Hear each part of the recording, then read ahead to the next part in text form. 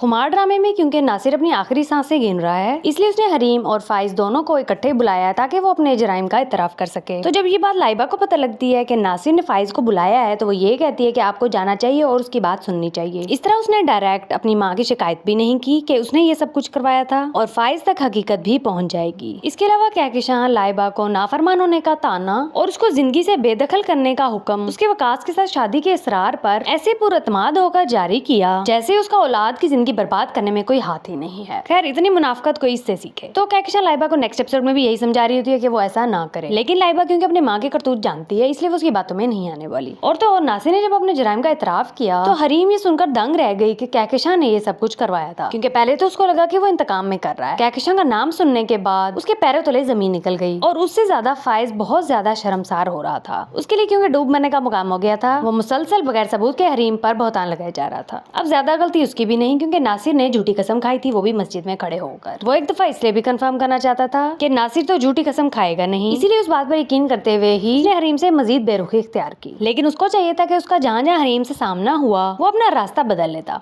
बजाय इसके कि वो उस पर बहतान तराशी करे और उसका दिल दुखाए। खैर, हरीम तो फाइज की एक बात नहीं सुनेगी और फाइज भी खुद को इस काबिल नहीं समझेगा। अब वाकई फाइज फैसला हरीम पर छोड़ देगा, उससे माफी भी मांगेगा और साथ ही साथ ये भी कहेगा कि मैं माफी के काबिल तो नहीं, लेकिन मैं अपना दिल हल्का करना चाहता हूँ। अब तुम चाहो तो मैं फिर भी तुम्हें तलाक दे देता हूँ और चाहो तो इस रिश्ते को बरकरार रख सकते हैं। अब इस सब के बाद फाइज अपनी माँ के पास जाएगा और उससे सवाल जवाब शुरू कर देगा। उसके बाद वो उसको छोड़ने की भी बात कर देगा, जो वो लाइबा को घर से निकालने पर तुली हुई थी कि मैंने रयान से भी रिश्ता खत्म कर दिया, मैं तुम्हें भी निकाल सकती हूँ। और फाइज तो फिर उसको खुद छोड़कर चला जाएगा। उसने अकेले तो फिर क्या ही मुल्क फतह कर लेने हैं, इसलिए वो पागल खाने एडमिट हो जाएगी।